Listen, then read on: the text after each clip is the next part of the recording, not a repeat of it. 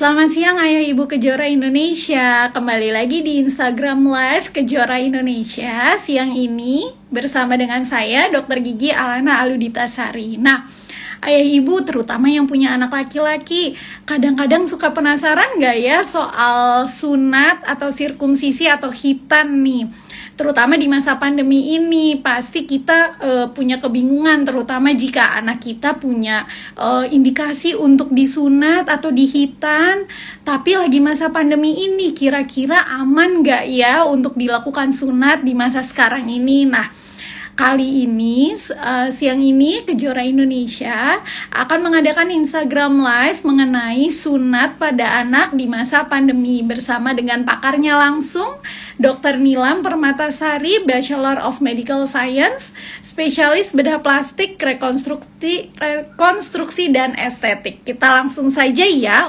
Halo Dr. Nilam, gimana Kak? Halo, ya terlambat nih. Mungkin kita bisa Iya.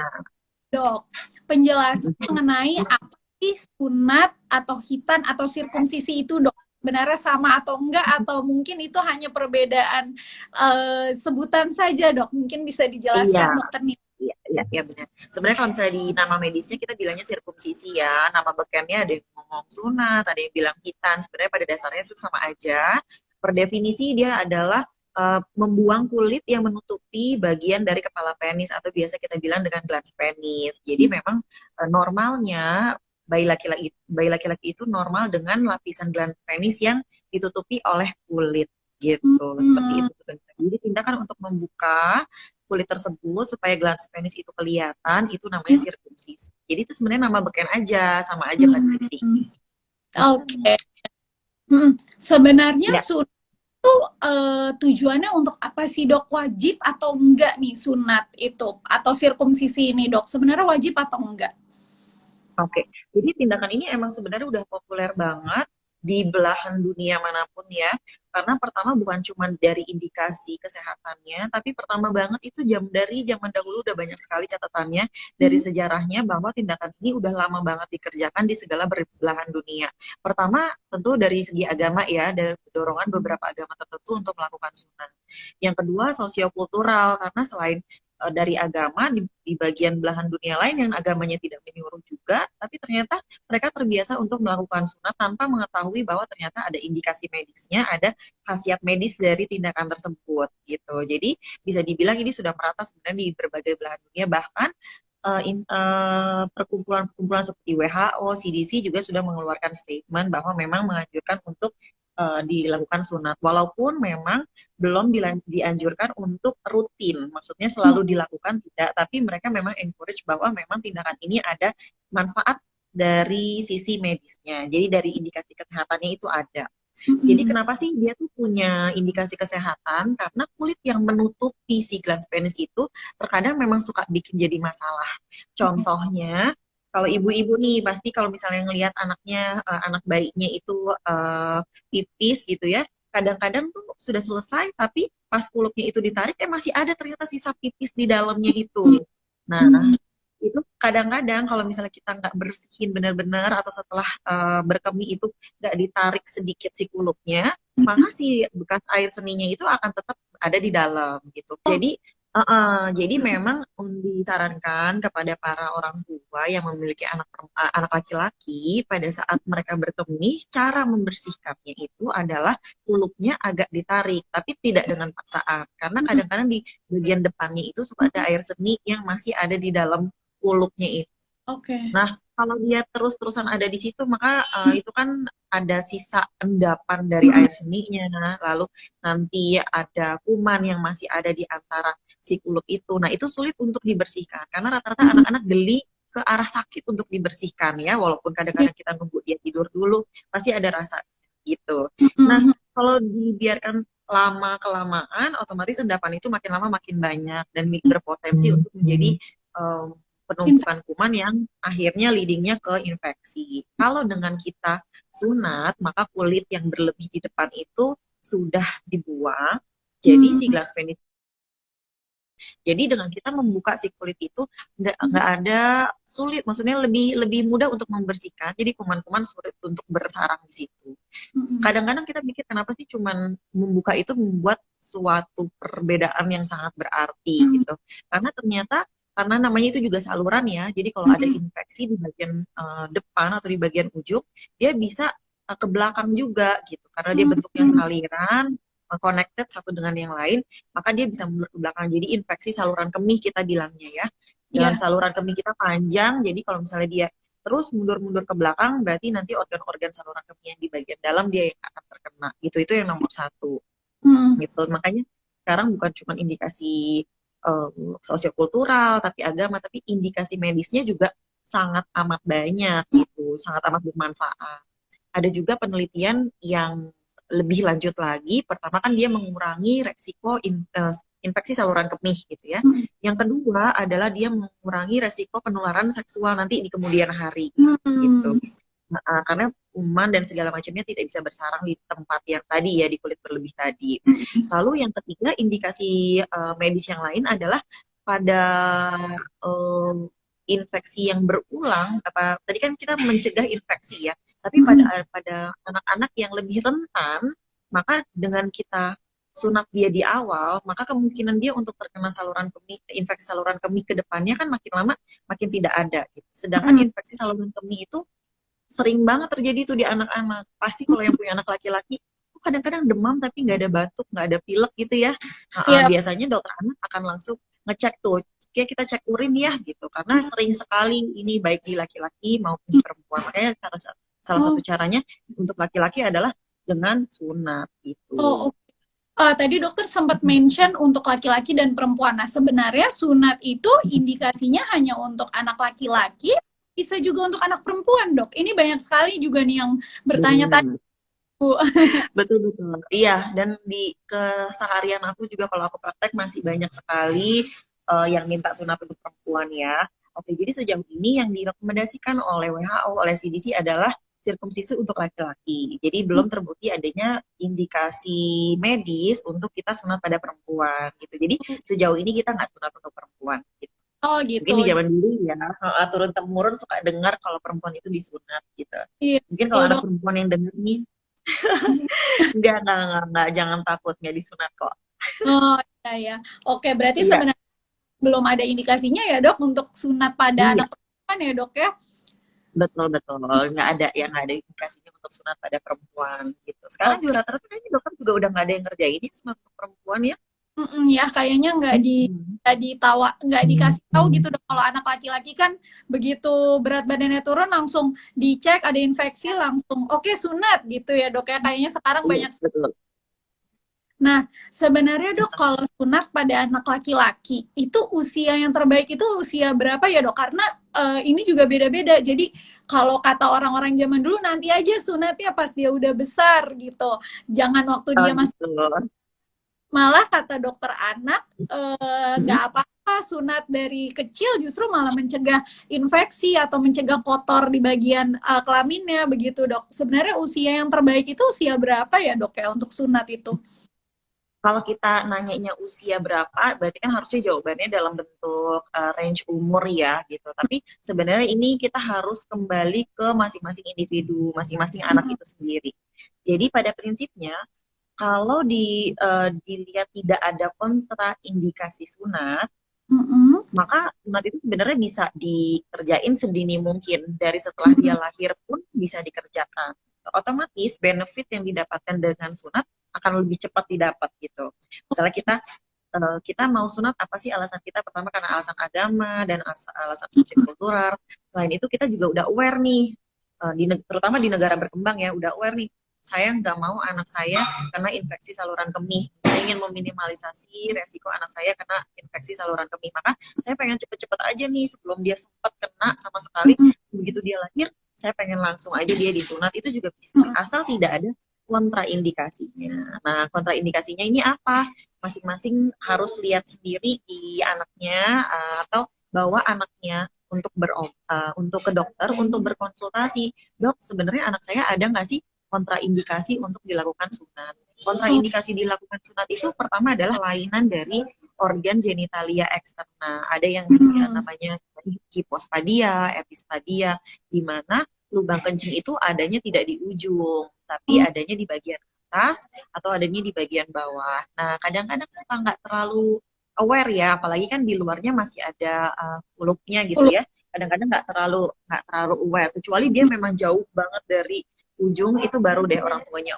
Makanya nggak ada salahnya untuk datang dan konsultasi kepada dokter apakah memiliki kontraindikasi atau enggak. Kadang-kadang ada juga orang tua yang udah yakin anaknya begitu lahir mau disunat, tapi ternyata anaknya lahir dengan prematur. Nah, itu juga kontraindikasi dilakukan sunat.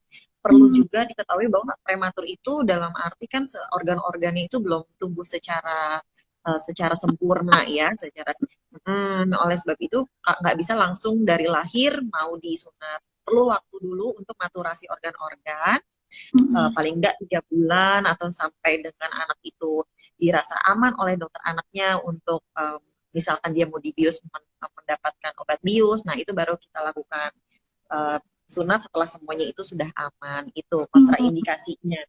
Oke. Kadang-kadang juga ada yang nunggu-nunggu nih, aku nunggu deh kira-kira dia pas umur 1 tahun deh baru di sunat. Ternyata pas 1 tahun itu sudah kontrol nih, lalu oke, nanti ya pas 1 tahun, pas datang kontrol ternyata anak itu sedang infeksi saluran kemih. Itu juga biasanya kita tunggu dulu, kita obati dulu, lagi tenang baru kita lakukan sunat gitu. Jadi harus konsul dulu memang. Konsul dulu. Penting banget konsul dulu. Nah nih dok, kebetulan ada pertanyaan, jadi kita langsung sekali tanya jawab aja ya dok, biar enak nih. Boleh. Ya. Dari Mary, dok, apa benar kalau disunat sejak dini nanti bisa pengaruh tumbuh tinggi badannya si anak dok? Oke, sejauh ini nggak ada sih penelitian yang menyebutkan dia ada perubahan dari tinggi badan, jadi nggak masalah. Ya, jadi sejauh ini belum ada penelitian yang membuktikan itu berpengaruh gitu ya dok ya? Betul. Berarti sebenarnya aman-aman saja ya dok ya untuk aman-aman aja, betul. Aman-aman aja kok. Kalau dari segi tumbuh kembang ya, dari tumbuh kembang baik-baik. Aku juga mau menambahkan juga tadi yang bagian umur ya. Jadi masih kalau bisa kan dilakukannya sedini mungkin. Cuma ada beberapa perhatian nih yang harus dilihat oleh orang tua, yaitu di umur-umur tertentu anak-anak itu sedang tidak kooperatif. Contohnya di usia sekitar 2-6 tahun, 1 tahun malah kalau anak saya ya, belajar dari pengalaman anak sendiri, 1 tahun tuh dia udah mulai belajar jalan, kan dia mulai jalan tuh rasanya lasak gitu, nggak bisa diem gitu ya. Sampai dia umur 6 tahun untuk diberikan pengertian masih agak susah gitu. Jadi dia lasak sekali. Sebenarnya bisa itu ditangani dengan cara dibius ya, dengan cara dibius umum. Jadi anaknya itu dalam keadaan tidur baru kita sunat gitu kan. Tapi jangan lupa bahwa setelah itu anak itu sendiri yang akan merasakan perawatannya. Gitu. Setelah disunat kan harus ada perawatan lukanya tuh. Betul. Nah, anak itu harus kita ajak ngobrol, harus kita kasih pengertian bagaimana cara merawatnya gitu. Karena ya kalau misalkan sakit, mereka yang merasakan sakit gitu. Jadi harus dilihatlah kesiapan dari anak itu sendiri, dikasih waktu anak itu untuk memahami makna sunat gitu. Kalau memang dirasa anak itu masih terlalu lasak dan belum bisa diberikan pengertian, mau ditunda dulu juga nggak apa-apa selama tidak ada indikasi emergency atau indikasi medis yang menyebabkan anak itu harus segera disunat gitu. Ada juga di usia 3 tahun, sekitar 3-5 tahun, ada yang namanya fase falik. Jadi fase falik itu kan kita biasanya kalau anak-anak itu ada fase oral, setelah fase oral fase anal, biasanya ngempeng-ngempeng, terus fase anal, terus adalah ke fase yang berikutnya fase falik, di mana mereka tuh lagi menyadari bahwa laki-laki beda ya sama perempuan ya. Kalau laki-laki itu kita punya penis, kalau perempuan tuh nggak punya gitu. Jadi mereka sedang merasa ada sayang nih sama genitalianya dia.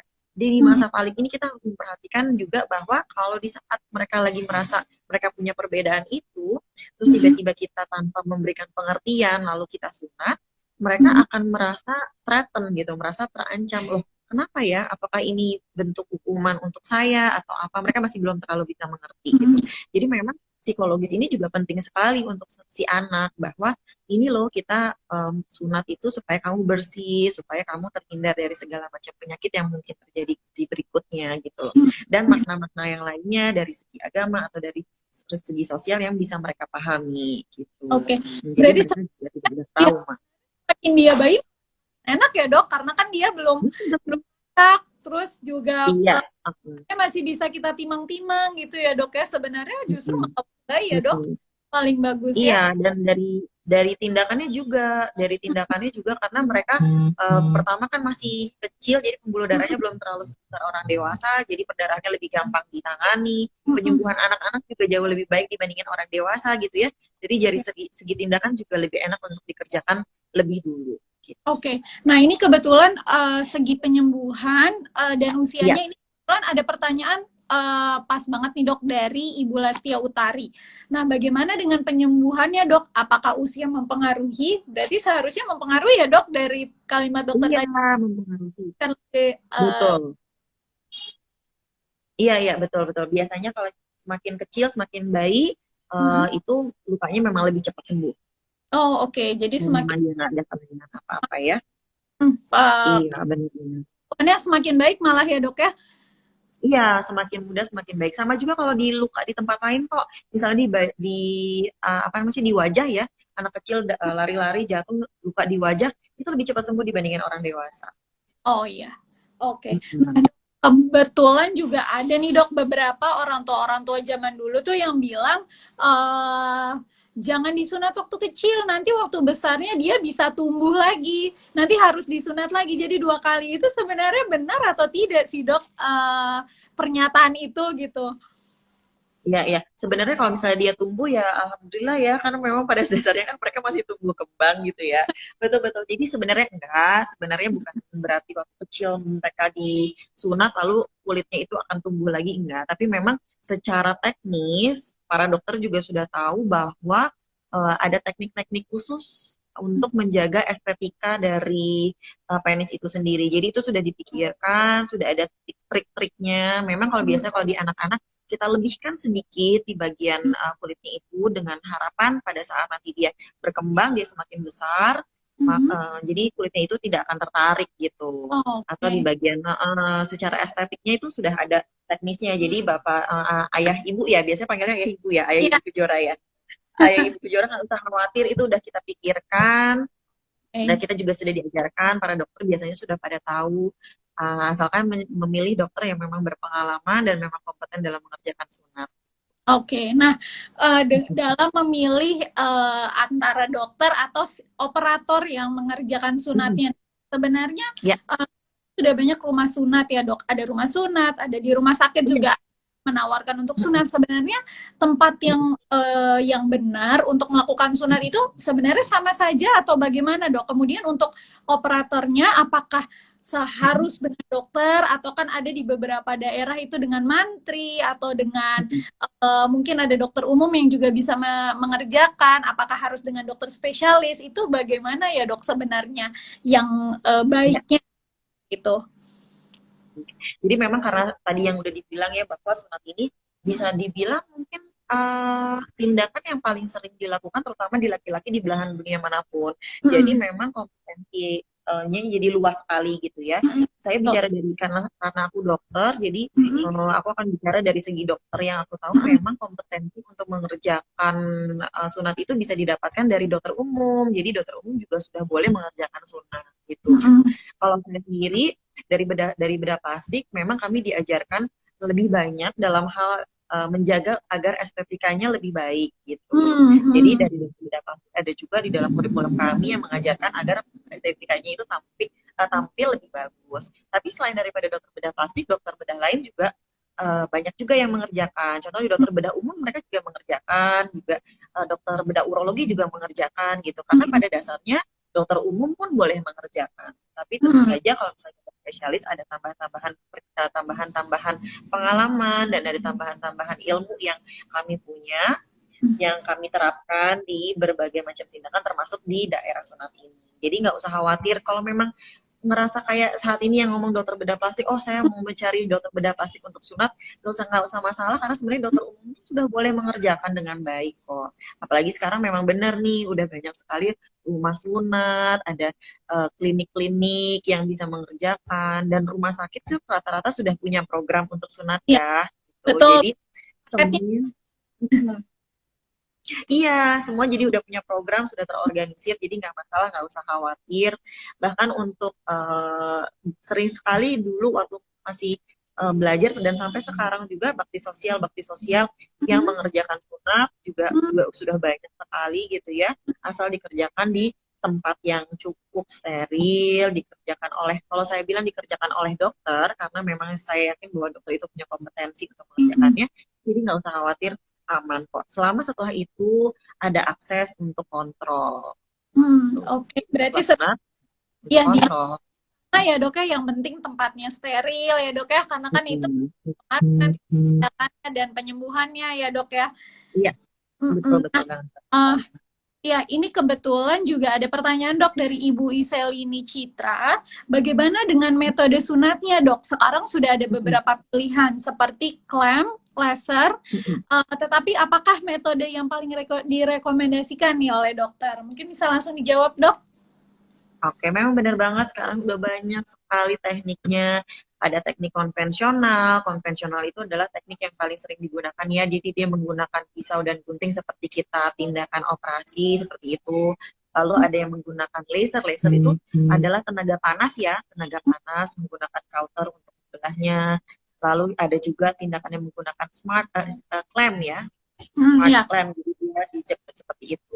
Sebenarnya itu bergantung pada orang yang menggunakan alat tersebut. Jadi misalkan saya operatornya, saya lebih nyaman untuk mengerjakan metode.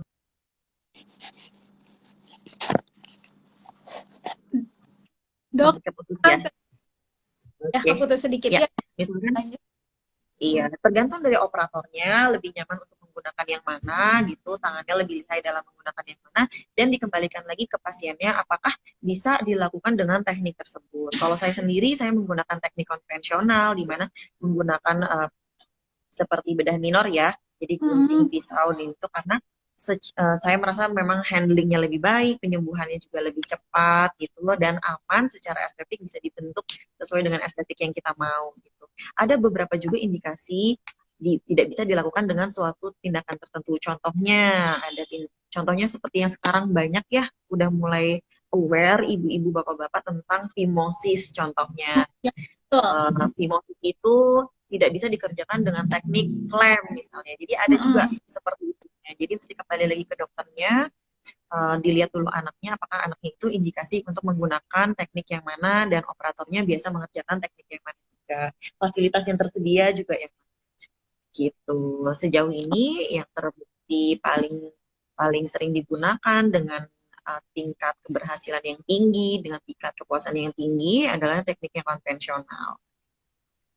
Oke, jadi sebenarnya tidak masalah ya dok mau pakai teknik apa saja selama operatornya yakin dan memang Ya, mungkin sesuai dengan kompetensinya, seharusnya aman-aman saja ya dok ya. ya, aman. Ya. Oke, Iya dokter betul. sempat mention tentang fimosis. Mungkin bisa dijelaskan Mm-mm. dok, fimosis itu apa? Karena sepertinya banyak juga nih anak-anak bayi bahkan yang harus disunat nih anak saya katanya ada fimosis gitu. Nah itu mungkin bisa Iya, dijelaskan dok.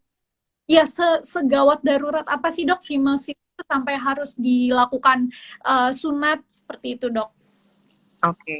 Berarti ini menyambung yang tadi ya, ada indikasi anak itu untuk disunat. Salah satunya indikasinya adalah apabila anak itu fimosis. Jadi fimosis itu adalah keadaan di mana si kulit yang menutupi glans penis itu tidak bisa diretraksi ke belakang. Hmm, Jadi tidak bisa diretraksi ke belakang, kita tidak bisa membersihkan di area glans penisnya itu dinamakan dengan fimosis. Sebenarnya fimosis itu bukanlah pasti sebuah penyakit. Jadi ada yang namanya adalah physiological fimosis.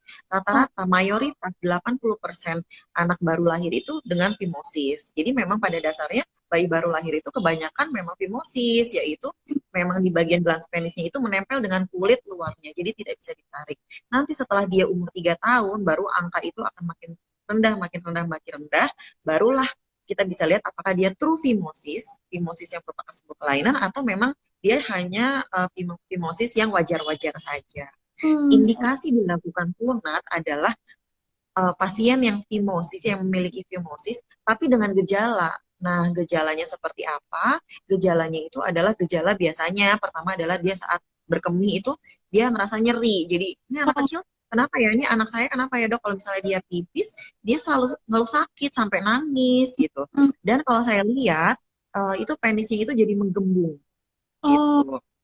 iya Jadi ya. sebenarnya sebelumnya kita udah siapin ini ya foto tapi nggak ada. Jadi anggaplah ini seperti batang penis gitu ya. Jadi ada kulit yang menutupinya. Mm-mm. Pada saat urinnya itu mau keluar karena saking kecilnya tuh ujung kulitnya itu menutupi, akhirnya dia ngendep di dalam dia jadi Oh, ballooning gitu, seperti iya. balon ya. Iya, kayak Ballooning. selembat dia juga membesar Jadi seperti itu. gede ya. Iya Mm-mm. betul. Nah Oke. itu karena si apa namanya si urinnya itu ada di dalam kulitnya itu, dia terjebak di dalam kulit, di Oh, antara si kulit sama si glans penisnya itu. mm-mm. Akhirnya anaknya ngerasa apa? Anaknya ngerasa kesakitan. Terus waktu Mm-mm. dia pipit rasanya pancarannya kok jadi nyebar dan tapi jadi kayak apa ya, kayak pipa selang kalau misalnya kita pencet gitu ya, kemana-mana gitu, dan Iya, itu iya. sakit Mm. sekali dan bikin ujung dari kulitnya itu juga sering kemerahan, akhirnya sering infeksi gitu. Oke. Fimosis yang seperti itu baru namanya memang indikasi segera dilakukan sunat gitu, karena Nah, kan pasti dia buang air kecil setiap hari, itu mm-mm. mengganggu, membuat infeksinya, itu adalah salah satu indikasi untuk dilakukan sunat. Tapi kalau misalnya fimosisnya sekedar memang tidak bisa dikebelakangkan gitu, ya, tidak bisa diretraksi, tapi dia pipis masih baik-baik aja, oh itu Mm-mm. bukan indikasi untuk segera dilakukan sunat. Itu namanya memang fimosis yang biasa aja, yang normal aja, yang fisiologis, memang wajar Mm-mm. ada di anak laki-laki gitu. Mm-mm. Ada satu lagi indikasi saudara kembarnya dia tuh, saudara kembarnya si fimosis, namanya parafimosis. Mm-mm. Kadang-kadang memang ibu-ibu kan pengen anaknya pasti yang terbaik, ingin membersihkan anaknya itu jangan sampai kena infeksi dan lain-lain. Jadi Betul. pada saat kulitnya itu dibuka, kadang-kadang ibu-ibu gemes, ini kayaknya masih bisa ditarik lagi sama ibunya, ditarik lagi sama ibunya. Akhirnya beneran si glans penisnya itu bisa kebuka, tapi dia nggak bisa dibalikin lagi ke depan gitu. Ada Kayak kalau kita, seperti itu tuh, persis sekali iya, dok. Jadi dia ditarik, mm-mm, malah akhirnya mm-mm. jadi nggak bisa balik, terus malah jadi bengkak kulup yang ketariknya. Benar. Akibat gemas gitu ya. Jadi sama Iya, kayak kalau misalnya dulu kita, iya, kalau dulu kita waktu kecil, aku sih dok suka mm, main ini gak sih, jempol kita kayak dikaretin gitu, iya, iya, dikaretin pengen lihat ibunya seperti apa, kurang lebih iya. kayak gitu. Jadi Oh, karena dia akhirnya menjepit si kulit yang kecil itu, jadi bagian ujungnya jadi lebih biru, kadang-kadang juga jadi kemerahan dan bengkak gitu. iya, Kalau betul. dibiarkan terus menerus, kalau di karet jari kan kita tinggal buka udah baik-baik aja ya. Kalau Iya. ini karena nggak bisa dibuka, akhirnya ujungnya itu kekurangan dengan suplai darah. Nah, itu sangat berbahaya. Karena Mm-mm. itu adalah indikasi emergency, urgency, bawa ke rumah sakit atau bawa ke Mm-mm. tempat sunat agar bisa segera dilakukan sunat supaya Oh, dia tidak terjepit si bagian kepala penisnya itu. Ya, jadi iya. kalau misalnya dia nggak ada indikasi seperti fimosis atau parafimosis atau udah sering infeksi berulang, eh, masih boleh, saya bilang masih boleh untuk ada punya waktu lah untuk menyiapkan si anak ini untuk sunat gitu, Oh, kecuali sudah ada indikasi yang emergency itu. mm-mm, ya. Tapi mungkin bisa jadi pertimbangan ya dok tadi yang soal Ya. usia, mungkin tingkat kekooperatifan anak sama tingkat penyembuhannya juga mungkin bisa jadi pertimbangan bagi orang tua kapan nih tepatnya, kan orang tua pasti akan lebih mengerti ya dok ya, tepatnya Betul. untuk anak-anak saya. Nah, sebenarnya untuk Ya. sunat kan akan membutuhkan bius ya dok ya. Bius, jadi sebelum anaknya disunat itu akan dibius dulu. Nah, sebenarnya untuk biusnya itu sendiri bagaimana sih dok? Apakah bisa dengan bius lokal saja atau ada tekniknya tersendiri dari dokter? Mungkin bisa dijelaskan. Oke. Ya, pada intinya untuk sunat pasti dibius. Apakah ini Hmm, bius lokal ataukah ini bius umum? Kalau bius umum pun pasti akan dibius lokal juga gitu. ya. Masalahnya anak ini kooperatif atau enggak untuk dilakukan eh, lokal. Kadang-kadang ada orang yang kepengenan, saya mau anak saya usia 3 SD aja deh, baru disunat supaya dia ngerasain gitu, supaya dia ada maknanya, supaya Iya, bisa setelah itu dipestain gitu ya. Dapat PS, biasanya dapat Sega kalau zaman dulu kan ya. iya. Nah, itu bisa juga gitu. Kalau misalnya memang anaknya udah di atas 6 tahun itu, biasanya udah enak tuh kita ajak ngobrol. Datang dulu ke dokternya, nanti dokternya ngejelasin atau orang tuanya ngejelasin, oh ya gini loh mas, nanti mas mau disunat gitu. Sunat Hmm, itu apa sih? Kita udah bisa pakai gambar. Sunat itu adalah kulit yang ini mau dibuka. Jadi nanti mas kalau misalnya pipis gitu, nanti pipisnya lebih mudah untuk dibersihkan, tidak mengurangi mas nanti berikut-berikutnya bisa demam karena infeksi. Itu hmm. lebih bisa diajak ngobrol seperti itu. Kalau anaknya merasa iya dan udah mendapatkan konsen dari anaknya udah oke, okay, aku mau disunat, gitu. Maka tindakan lokal itu baik untuk dilakukan gitu. Oke. Kalau lokal, sakitnya itu pada saat si jarumnya itu mau masuk pertama kali, Hmm, masuk oke. jarum untuk obat bius Hmm, lokalnya. hmm. Setelah itu tidak ada nyerinya. Tapi kadang-kadang kalau anak lagi takut, rasanya sekali nyeri itu berikutnya nyeri-nyeri terus gitu ya. Jadi ya tergantung kesiapan dari anaknya. Kalau anaknya itu masih kecil dari lahir, kalau saya biasanya pakai patokannya sekitar 3 atau 4 bulan ya, yang pasti di bawah 6 bulan, itu pun masih bisa dengan bius lokal saja. Karena biasanya anaknya lebih tenang, lebih bisa dipegangin ya, nggak terlalu besar force-nya untuk melawan gitu, nggak terlalu besar. Karena kita ngerjainnya juga perdarahan yang lebih mudah untuk dikontrol, jadi biasanya pengerjaannya akan lebih cepat gitu. Hmm. Biasanya anak di bawah 6 bulan pun saya bisa mengerjain secara lokal aja Oh, gitu. hmm. Nanti kalau ada di usia-usia rentang 1 tahun, 2 tahun sampai dengan 6 tahun, biasanya yang belum bisa terlalu bisa kooperatif, biasanya bius lokal akan menjadi lebih baik, hasilnya akan lebih maksimal, akan jadi lebih rapi gitu, Ya, karena kita punya cukup ya dok. waktu. Betul, kita punya cukup waktu Hmm. untuk kerjaan yang sedetail-detailnya gitu dan anaknya juga lebih nyaman. Kita menghindari juga yang tadi saya cerita tentang folic face itu, jangan sampai si anak Hmm. ini ada trauma terhadap dokter atau Hmm. terhadap pemilihan waktu dari orang tua gitu, anaknya akan merasa lebih nyaman gitu. Oh, Ada oke. juga loh, bukan berarti nggak semua, ada juga anak umur 5 tahun tapi anaknya memang pada dasarnya eh, mudah untuk diberitahu gitu ya, mudah menerima dan memang sudah menyadari bahwa sunat itu adalah prosedur yang sakitnya hanya 1 kali di awal, setelah itu akan berguna untuk saya, secara kemapanan emosional itu sudah Hmm. baik, mau dilakukan lokal juga bisa. Oh, oke. Iya, karena sekarang juga banyak ya dok, ibu-ibu kayak, iya anakku udah minta sunat nih, padahal umurnya baru 5 tahun. Mungkin sebenarnya Iya, dia sudah kooperatif, jadi mungkin sebenarnya bius lokal saja bisa ya dok ya. bisa, bisa, Hmm, betul betul. Mm-mm. Terus itu tergantung pada kondisi si anak itu sendiri juga ya dok ya. Gitu. Kondisi Oke. dari si anak itu. Gak usah khawatir sih, sebenarnya ayah bunda kadang-kadang masih ada yang suka khawatir bahwa kalau Hmm. bius itu kenapa-kenapa nggak ya nanti pada anak saya. Pada Hmm. intinya kalau misalnya kita membius, kita menggunakan bantuan dari dokter anestesi, yang pasti anaknya pasti akan diperiksa dulu, Hmm. dari periksa lab dulu, jadi kita pastikan anak ini memang aman untuk dilakukan pembiusan, baru kita lakukan pembiusan, dan rata-rata memang cuma sebentar ya, kalau kerjain Hmm. sunat itu kan paling lama mungkin 1/2 jam gitu, anaknya Hmm. jadi lebih nyaman, jadi tidak perlu khawatir, stigma bahwa anak tuh sunat harus lokal itu juga eh, nggak usah khawatir gitu ya sebenarnya, yang penting anak itu dapat pengertian yang baik. Mm-mm. Oke, baik. Kita lanjut ya dok. Ini ada pertanyaan dari Ibu Mhm. Nuri Lasya. Dokter Ya, cantik, apa hubungan fimosis dengan tumbuh kembang anak? Jika anak didiagnosa fimosis, apa proses sunat harus segera dilakukan? Mungkin ini ada beberapa yang tadi sudah dijawab juga ya dok ya. ya, Apakah bisa lebih dijelaskan apakah hubungan fimosis dengan tumbuh kembang anak, dok? oke, sebenarnya kalau misalnya fimosis itu kondisi di mana si kulit di luar glans itu susah, susah untuk diputar ke belakang, itu merupakan salah satu indikasi sunat apabila ada keluhan. Kalau tidak ada keluhan, seperti tidak ada nyeri, nggak ada demam, nggak bikin infeksi saluran kemih berulang, maka bukan merupakan indikasi untuk dilakukan sunat. gitu. Kalau misalnya untuk fimosis ya, untuk dengan tumbuh kembang anak nggak ada. Cuman memang kalau misalnya fimosis itu kan lebih rentan infeksi saluran kemih. Mm-mm. Jadi kalau misalnya infeksi saluran kemih berulang, takutnya memang akan berpengaruh pada tumbuh kembang anak gitu, Mm-mm. karena anaknya sering sakit ya, gitu. Tapi kalau misalnya hubungan directnya sih nggak ada. Oke, iya dok, karena kalau infeksi saluran kemih, karena jujur aja anak saya sendiri juga pernah dok infeksi saluran kemih, itu karena berat Iya, badan juga turun drastis ya dok ya. Eh, betul.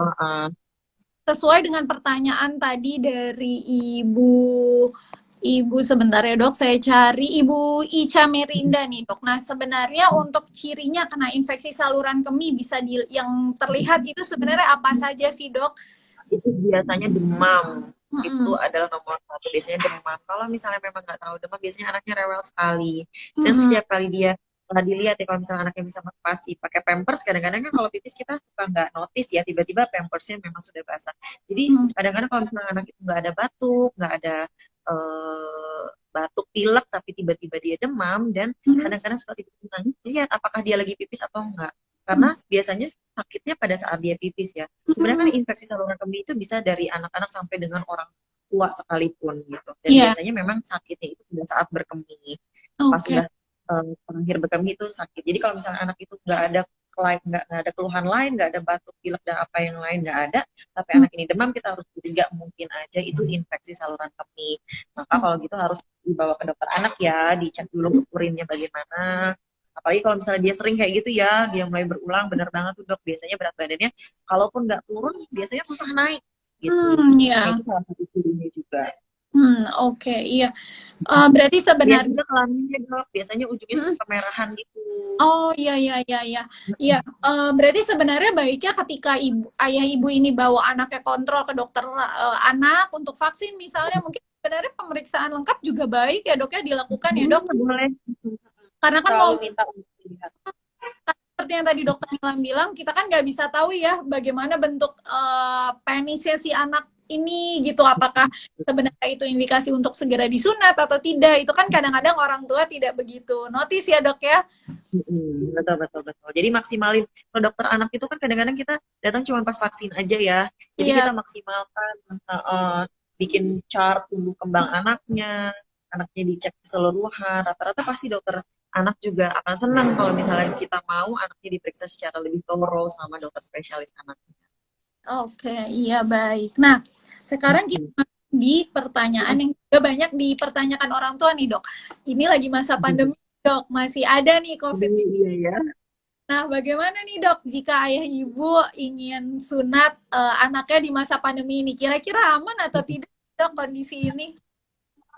Oke, jadi pertama di masa pandemi ini memang pasti orang takut ya untuk datang ke fasilitas kesehatan, baik itu rumah sakit atau fasilitas kesehatan lain gitu. Saya bisa kasih tips, beberapa tips supaya lebih aman pada sunat pada saat pandemi. Yang Mm-mm. pertama, pilihlah fasilitas yang memiliki kekhususan. Misalkan memang datang ke rumah sunat yang memang pasien-pasien yang datang ke situ memang hanya untuk sunat aja gitu, bukan rumah sakit yang semua segala segala macam keluhan boleh datang gitu. Atau biasanya rumah sakit ibu anak juga memiliki program-program khusus untuk program sunat, dan biasanya dibedakan, ada wing untuk yang anak, ada wing yang untuk orang tua. Biasanya kan kalau rumah sakit ibu anak untuk ibu-ibu yang melahirkan, untuk ibu-ibu yang lagi apa namanya mengandung gitu, biasanya dipisahkan. Jadi cari yang ada kekhususannya.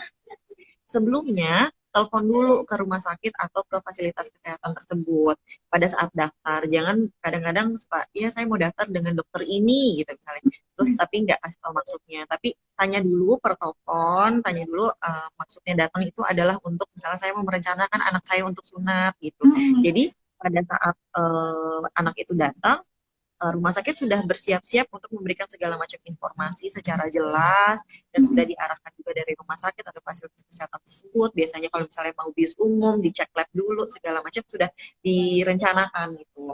Jadi kondisikan dulu, lalu ditelepon dulu nanti ada di lantai berapa, jadi datang langsung naik ke lantai tersebut gitu. Jadi Mm-mm. meminimalisasi waktu berlama-lama menunggu di sana. Mm-mm. Rata-rata sekarang fasilitas kesehatan sudah memiliki SOP yang baik dalam hal menunggu ya. Jadi biasanya terutama di tempat saya bekerja, saya sih bekerja di Rumah Sakit Ibu Anak salah satunya.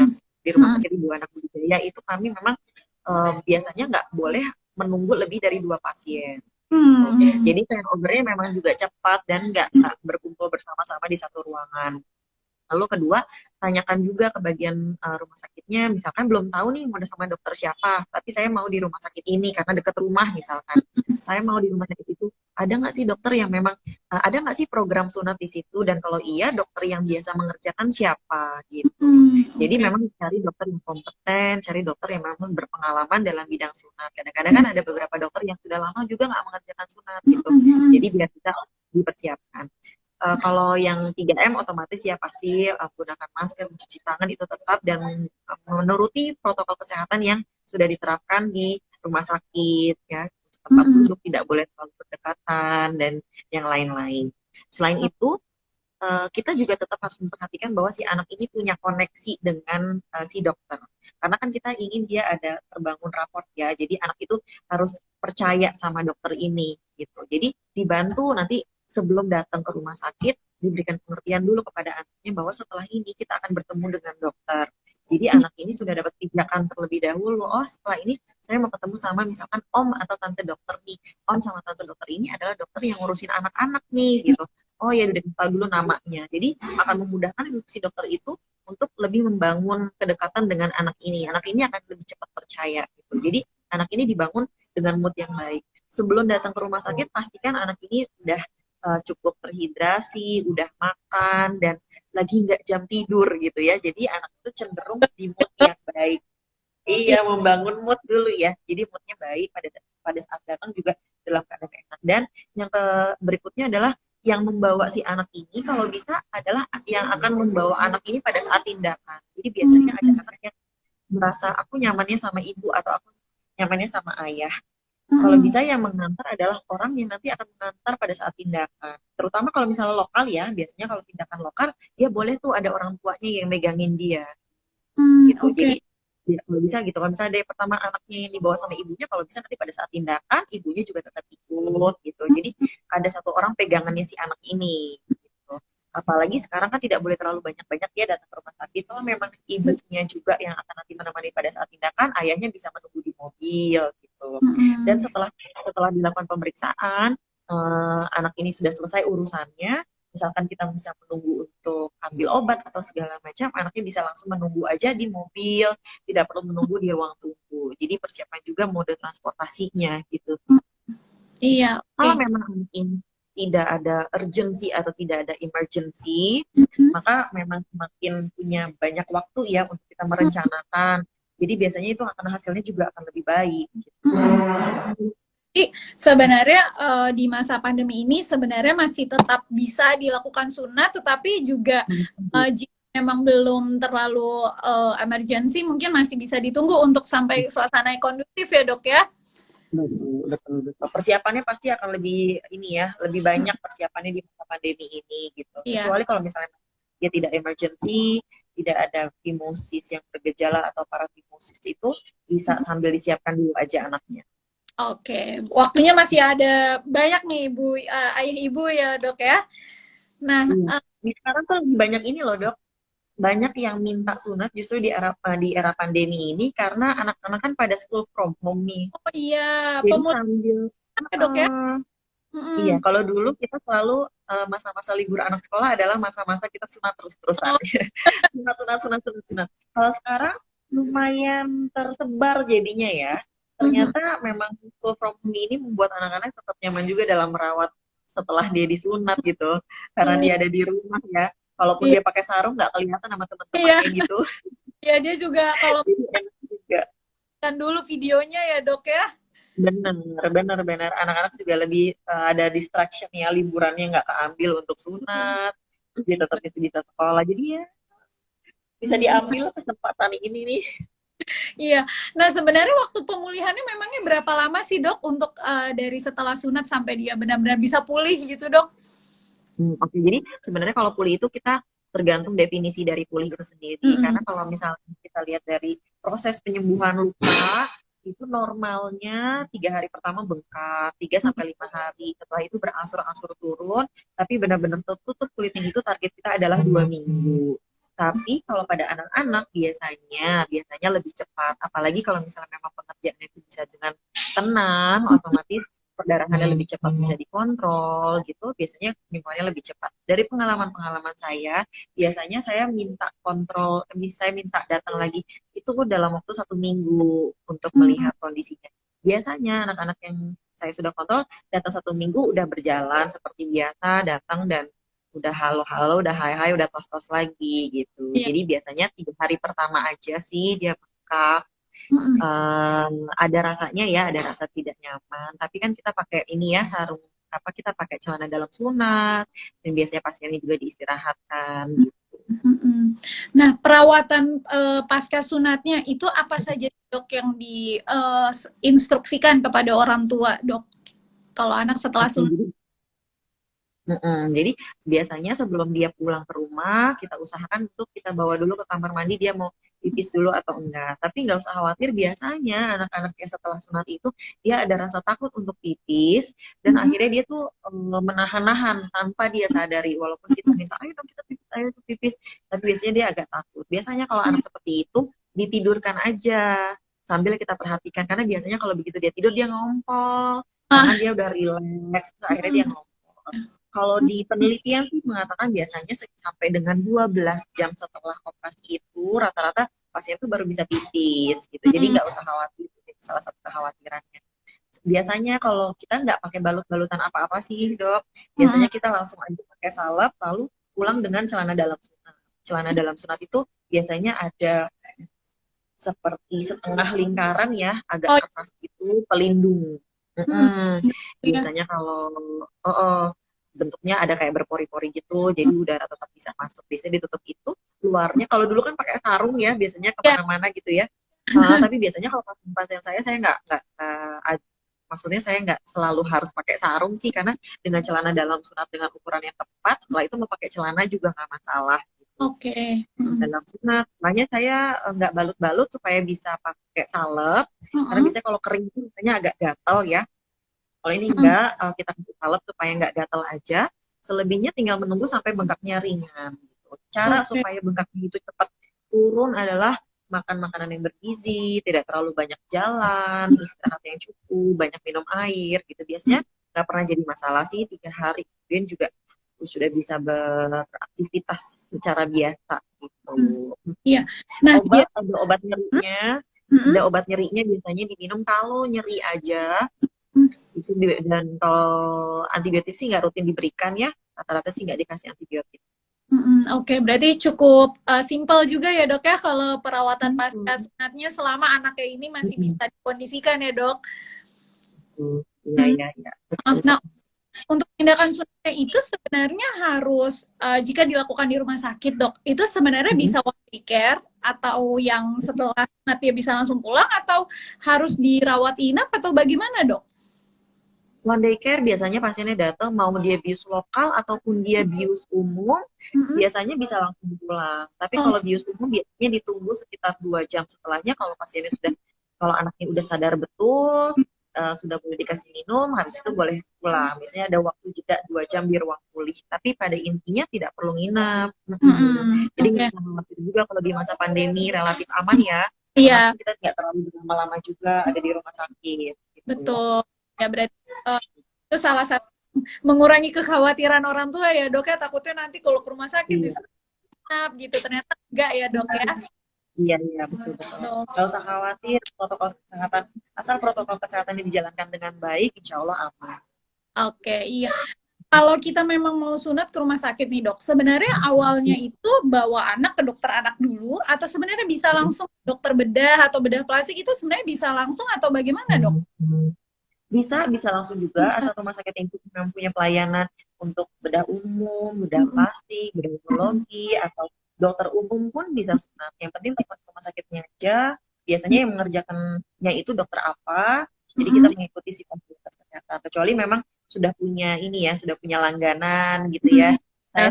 Saya biasanya DSA-nya di dokter spesialis anaknya di rumah sakit tertentu atau di tempat tertentu, DSA-nya menganjurkan kemana, itu bebas-bebas aja. Karena pada intinya kompetensi dokter itu udah bisa melakukan sunat kok.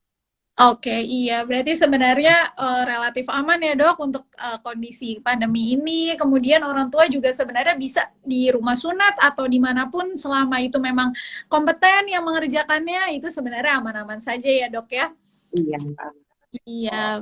Oke, baik. Mungkin ayah ibu Ketura ada yang punya pertanyaan lagi bisa ditanyakan mumpung kita punya pakarnya di sini. Sangat jelas sekali nih dokter Nilam sepertinya untuk sunat ini gitu karena sejujurnya anak saya laki-laki dan belum disunat juga jadi saya sendiri Iya. juga info nih. Iya dok, saya Oke, agak aku tunggu ya. apa dok?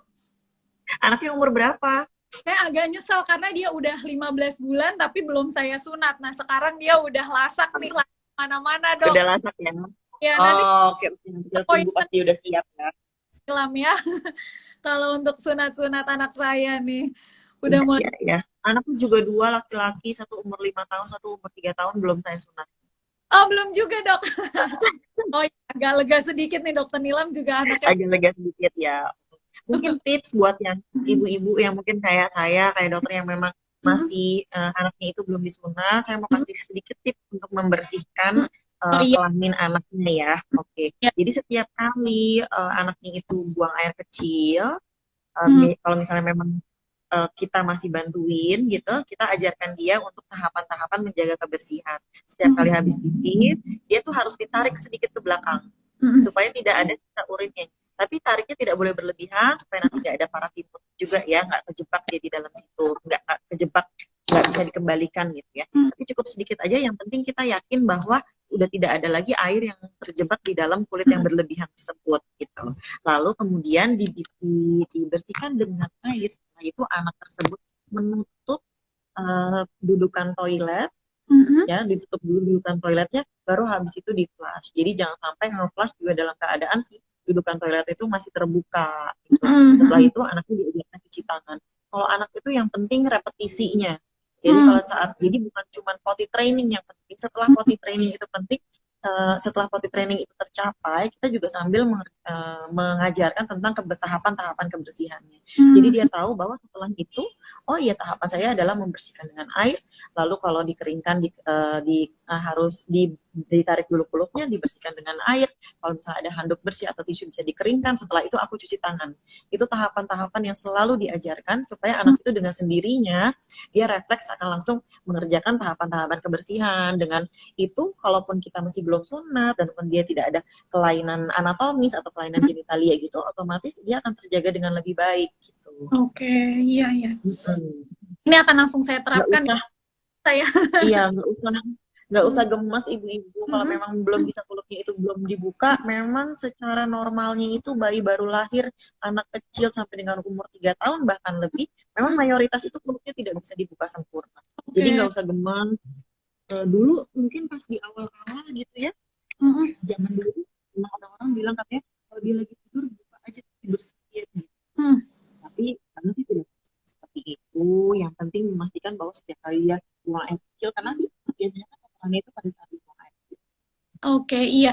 Berarti ditariknya itu sampai dia sedikit, kan nanti kan kalau ketika ditarik dia agak mentok tuh ya dok. Tapi sudah ya dok sampai pelan-pelan. Sudah, nggak usah dipaksa. Ya? Betul, nggak usah dipaksakan. Penting sampai si air pipisnya itu bisa keluar semua. Kalau terus rutin kan otomatis air seninya nggak akan mengendap di situ gitu. Jadi nggak akan jadi endapan, nggak ada kotoran di situ. Oke, ya mungkin bisa dicek. Kenapa dok? Ibu-ibu suka gemes soalnya ya, pasti pengen yang terbaik buat anaknya, tapi saking pengen yang terbaik gitu kadang-kadang suka bikin deg-degan juga deh. Iya, kadang-kadang kan apalagi anak-anak yang udah usia aktif ya dok ya, jadi kadang-kadang ketika mau dibersihkan mereka kan udah nggak sabar mau lari-lari lagi gitu ya dok ya. Nah itu juga agak jadi mereka tantangan ya dok ya untuk ibu-ibu untuk bersihkan ya dok. Iya, anaknya jadi malah takut dan mereka langsung mikirnya, oh kalau aku kalau misalnya dibersihin ini sakit ya, nanti bagaimana disunat ya gitu. Jadi kita harus selalu mengajarkan bahwa kebersihan itu adalah penting tapi tidak perlu berlebihan supaya tidak sakit. Jadi anaknya juga nggak trauma. salah satu keuntungannya gitu ya sebenarnya kalau misalnya dari kecil banget ya dok, anaknya juga nggak ada memori ketakutan itu gitu ya, jadi anaknya nggak trauma. Betul. Ya dia terima beres aja ya dok ya. Kitanya juga Iya, tenang. Nggak takut ada infeksi-infeksi. iya betul betul. Makanya Iya. kita selalu menganjurkan sedini mungkin dilakukan sunat Mm-mm. daripada keburu berkurang ya benefitnya ya, karena waktu terus berjalan. Oke. Iya, Gitu. Nilam, sepertinya ini dari Ya, ayah ibu saudara juga sudah tidak ada pertanyaan lagi karena sudah sangat jelas sekali nih dok yang dijelaskan oleh dokter Nilam dok. alhamdulillah Ya, kalau jelas. alhamdulillah karena saya sendiri juga catat untuk diri saya sendiri nih dok. Iya, oke deh dokter. Oke, tapi kalau misalnya mau ada pertanyaan, ditanyakan aja. Nanti kalau misalnya ini di CV Kejora, ditanyakan aja di kolom pertanyaannya. Nanti sebisa mungkin saya jawab ya. Ya, karena nanti kita juga akan ada fitnya ya dok ya untuk mengenai sunat ini ya. Hmm. Jadi ayah ibu Kejora juga lihat saja nih di website Kejora atau di Instagram Kejora karena nanti pembahasan mengenai sunat ini juga ada di Instagram dan website Kejora ya dokter Nilam ya. Iya, betul-betul banget. Baik. Hebatnya keren. Aku tuh awalnya tahu Kejora karena aku follower Kejora loh. Gitu, jadi dokter Nilam juga ayah ibu Kejora ini ya dok ya. Iya, aku juga nyanyi Ibu Kejora nih judulnya. Sekarang Keren nih Kejora. Sukses ya. amin, iya Dokter Nilam. Terima kasih banyak dokter untuk penjelasannya. Ini sangat bermanfaat sekali untuk kita semua, terutama ayah ibu yang punya anak laki-laki. Nih dok nih, ini sangat bermanfaat sekali. Mengurangi juga kekhawatiran kita juga nih dok untuk hitan anak di masa pandemi ini ya dok ya. Iya Dokter Nilam, semoga sehat selalu. Semoga Sama-sama. ya dari Ibu Iya, Radia. sehat Kasih selalu. Dokter Nilam sangat bermanfaat sekali ilmunya. Semoga Dokter Nilam dan keluarga sehat selalu Iya. ya, Dok. Sukses selalu Sehat juga untuk selalu Kejora, ayah ibu Kejora juga sehat selalu. Terima kasih ya kesempatannya Kejora. Mohon maaf tadi terlambat. ya, Dok. Semoga setelah ini kita masih ada kerja sama bareng lagi ya. Ya, amin. Nanti semoga nanti Dokter Nilam bisa jadi narasumber berikutnya ya, Dok ya, di tema yang Oke. baik. Mungkin cukup sekian untuk Instagram Live kita sore ini dengan Dokter Nilam Ya. Permatasari. Jika ada yang mau ditanyakan lagi, ayah ibu bisa langsung di komen nanti di feednya Kejora ya dok ya. Oke, Ya. semoga sehat selalu juga untuk ayah ibu Kejora. Terima kasih sekali lagi Dokter Nilam untuk waktunya dan Oke. untuk Terima ilmunya. kasih. Iya, terima kasih juga ayah ibu Kejora untuk atensinya di Instagram Live kita. Sampai berjumpa di Instagram Live berikutnya. Sampai berjumpa Dokter Nila. Selamat Sampai sore. ketemu. Assalamualaikum. Waalaikumsalam.